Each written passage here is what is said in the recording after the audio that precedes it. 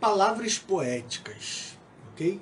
É algo que nós citamos na primeira aula e nós vamos complementar aqui. Sobre palavras poéticas. Nós chamamos todas essas palavras de palavras poéticas. Muitas das palavras que nós lemos nos textos são chamadas de palavras poéticas. O que seria isso? Palavra poética é quando uma figura de linguagem é usada para nos ajudar a entender melhor o que foi dito. Então, esse é o maior propósito.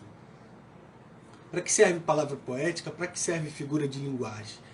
Para que a gente entenda de uma forma melhor, né? Segundo a maneira como nós entenderíamos, né? É uma visão mais aproximada ou é uma visão distante que quer nos revelar algo muito mais profundo. Porém, o significado é sempre muito mais profundo do que essa palavra poética, do que essa figura linguística, do que essa imagem. Já que o que foi lido nesse texto é um fato, mas algumas palavras não passam de metáforas, ou palavras alegóricas, alegoria. O que seria isso? Uma forma, né, alegórica de contar uma história, onde você vai criando exemplos para trazer o melhor entendimento. Porque Rav Shaul, o mestre Paulo, lá na Brit Hadashah, no Novo Testamento, ele diz que ele começa a contar uma história, mas ele diz que ele não sabe se um homem foi no espírito ou ele foi arrebatado ao terceiro céu e ele viu coisas inefáveis, que infelizmente não tinha nada na terra que ele pudesse olhar e comparar as coisas que esse homem viu. Então olha só o exemplo que Rav Shaul ele está dizendo. Que não tem nada que tem aqui na terra que vai se comparar com o que existe lá no terceiro campo do mundo espiritual.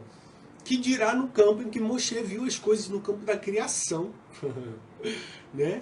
Então, o que nós vamos fazer? Nós vamos usar palavras poéticas para nos ajudar a entender, já que não existe aqui no campo físico um lance e há nada que se pareça com o que existe em Olam Rabá, no mundo da eternidade. Tá bom?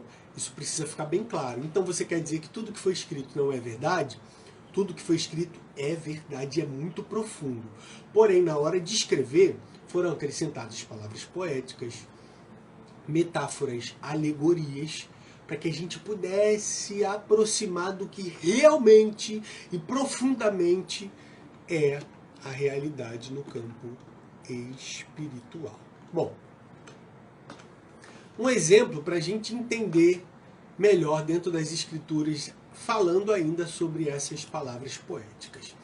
Quando você pega Shemot, o livro de Êxodo, no capítulo 6, versículo 6, diz assim: portanto, dirás aos filhos de Israel, eu sou Yahvé, aqui está Yud Rei Vav Rei, o verdadeiro nome do Eterno, né, que nós lemos no texto anterior, e vos farei sair de debaixo das cargas do Egito, vos libertarei da sua escravidão e vos resgatarei com braço forte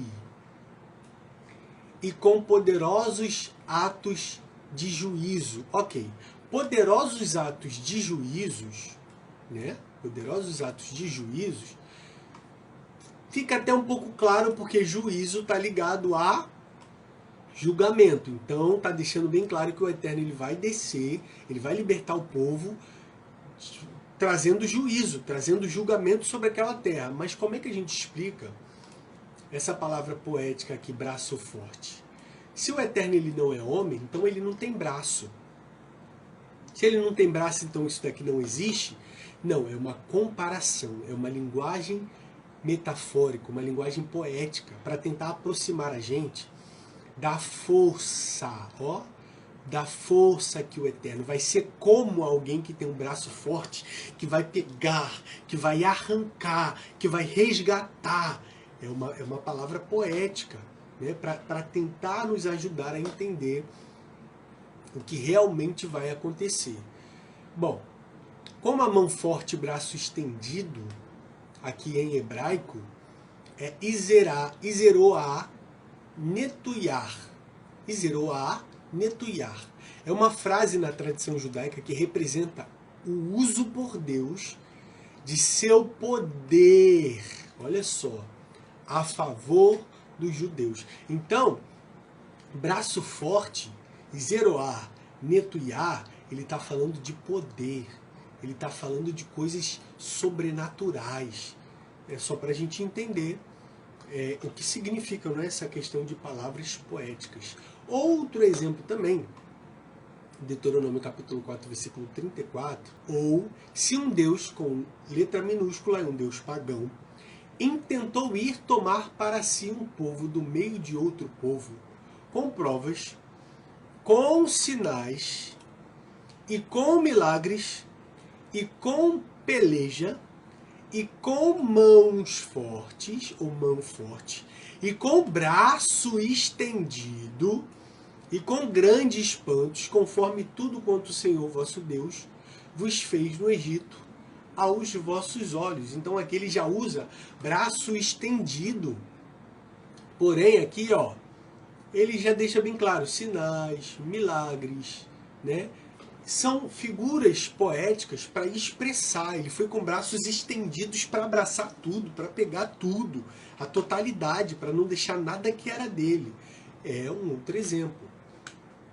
Mais um, lá em Sefer Tehillim, foi traduzido como Salmos, no capítulo 136. E diz, libertou Israel do meio deles, porque o seu amor é para sempre. Com mãos fortes, ou mão forte, braço estendido, porque o seu amor é para sempre. Dividiu ao meio o mar vermelho, porque o seu amor é para sempre. Então aqui nós temos mais um exemplo, né? Mãos fortes e braço estendido. Só que aqui ele está fazendo uma comparação ao amor. Tudo isso foram práticas de amor. Mãos fortes e braço estendido da forma como ele fez, né, com sinais, com prodígios e maravilhas, foi uma forma dele expressar o seu amor a esse povo. Então nós temos muitos textos que falam sobre essas perspectivas, essas linguagens poéticas, filosóficas, alegóricas, para nos ajudar a entender algo que é muito mais profundo. Na verdade, tudo isso ele está falando das 10 pragas, tá? Das 10 pragas que o Eterno libertou o povo do Egito. Bom, conclusão. Os judeus literalmente consideram que Moshe escreveu a Torá. Não só eles, mas a gente, depois de toda essa explicação, de toda essa profundidade, né, dos escritos sagrados, através dos ensinamentos de Deus a Israel, passados diretamente para ele. Essa revelação de Deus a Moisés aconteceu após a saída do Egito, após a libertação do povo judeu da escravidão que sofreu no Egito. Ao sair do Egito, os judeus peregrinaram pelo deserto em direção à terra prometida, que hoje é chamada de Israel, onde está a Jerusalém. Ao longo desse tempo, Moisés foi responsável, Moshe foi responsável, por isso que nós chamamos ele de Moshe Ravi, profeta Moisés ou mestre Moisés, por transcrever os ensinamentos recebidos por Deus e transmiti-los aos profetas, aos sábios e ao povo. Por isso, a Torá também é chamada pelos judeus de Torá de Moshe, a instrução de Moisés, considerado o maior profeta pela tradição judaica, olhando pela perspectiva do Antigo Testamento, tá? Porque pela perspectiva do Novo Testamento, Yohanan, Nabi Yohanan, o profeta João, ele foi o maior profeta nascido de mulher, disse nosso mestre Mashiach Yeshua. Bom, essa foi a nossa segunda aula do curso Torá Viva. Quem escreveu a Torá? E os 3 pilares em hebraico dessa revelação, as 3 revelações do Monte Sinai.